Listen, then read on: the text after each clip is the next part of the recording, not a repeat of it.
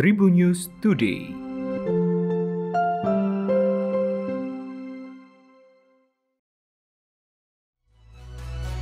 Halo Tribuners, bertemu kembali bersama Memes di Tribun News Today. Memes bakal berbagi informasi terkini yang menarik untuk kamu dimulai dari berita nasional.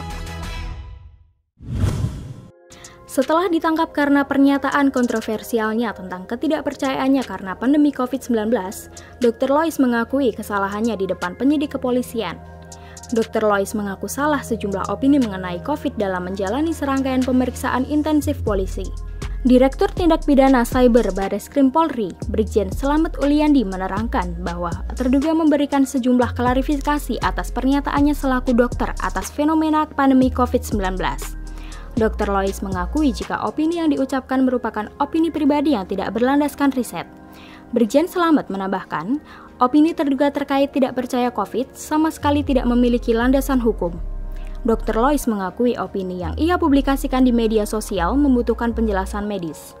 Namun, hal itu justru bias karena di media sosial hanyalah debat kusir yang tidak ada ujungnya.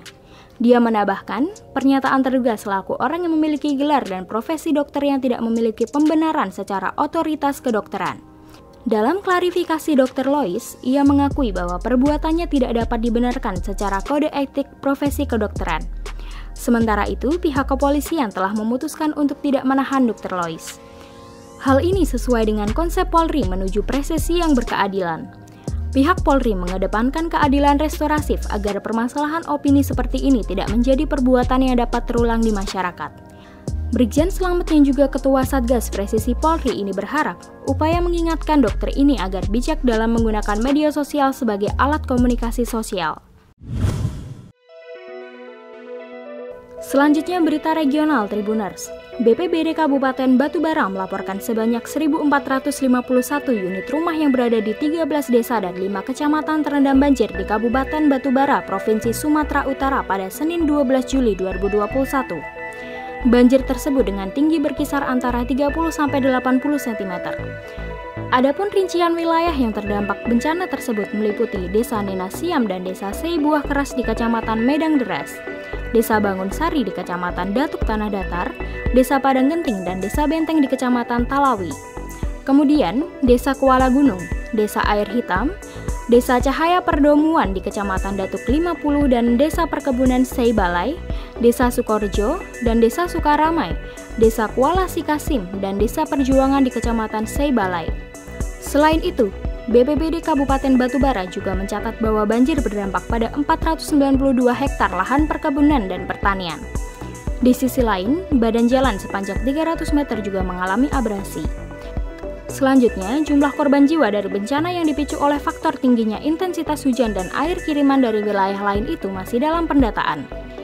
Dalam rangka percepatan penanganan banjir tersebut, BPBD Kabupaten Batubara telah berkoordinasi dengan lintas instansi terkait dan mendirikan posko pengungsian di masing-masing desa terdampak. Tim BPBD Kabupaten Batubara bersama tim gabungan dari unsur TNI dan Polri juga melakukan pengecekan langsung ke lapangan untuk asesmen dan inventarisir kerusakan sarana-prasarana yang ada. Menurut laporan per Selasa 13 Juli 2021, kondisi banjir di beberapa desa mengalami kenaikan, namun beberapa desa lainnya mengalami penyusutan. Dalam hal ini, BPBD Kabupaten Batubara menghimbau warga terdampak agar tetap siaga dan tetap berkoordinasi dengan pihak-pihak terkait di lokasi atas situasi yang berkembang saat ini. Selanjutnya berita selebriti Tribuners. Pengakuan mengejutkan datang dari istri Alfat Fathier, Nadia Christina. Belum lama ini, Nadia Christina mengaku sudah berpisah dengan suaminya Alfat Fathier. Kepada awak media, Nadia Christina mengaku jadi korban kekerasan dalam rumah tangga atau KDRT oleh Alfat Fathier. Nadia Christina mulai mengalami KDRT saat tengah berjuang untuk sembuh dari COVID-19. Setelah pisah rumah dengan Alfat, Nadia baru terbuka mengenai masalahnya dengan mantan suami Ratu Rizky Nabila itu. Rupanya, Alfat Fathier dan Nadia telah berpisah sejak pertengahan bulan lalu. Saat ditanya apa alasan Nadia mengakhiri hubungan rumah tangganya dengan Alfat Fathier, dirinya merasa tak kuat dengan perilaku sang suami. Tak berhenti di situ. Rupanya hal itu terjadi di awal pernikahan dirinya dengan Alfat Fathier dan sedang melakukan honeymoon di Bali. Namun, pada waktu itu Nadia tidak berani untuk mengumbar aib sang suami karena masih berstatus suami istri dan belum siap berpisah rumah. Nadia mengaku kala itu dirinya harus bisa kuat untuk menutupi perilaku sang suami. Hingga pada akhirnya, Nadia memutuskan untuk berpisah dan mulai berani untuk menceritakan prahara rumah tangganya ke publik. Tim bulu tangkis Indonesia saat ini berada di Prefektur Kumamoto, Jepang, jelang berlaga di Olimpiade Tokyo 2020.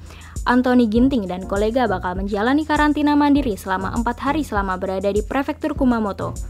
Demi tampil optimal di Olimpiade Tokyo 2020, Jonathan Christie dan kawan-kawan tetap menjalani latihan ringan. Latihan tersebut dilakukan para pebulu tangkis dengan tanpa meninggalkan kamar masing-masing.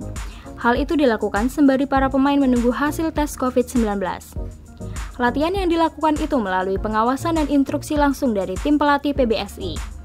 Pelatih fisik PBSI, Iwan Hermawan menjabarkan jenis dan tujuan latihan yang dilakukan Markus Gideon dan kawan-kawan.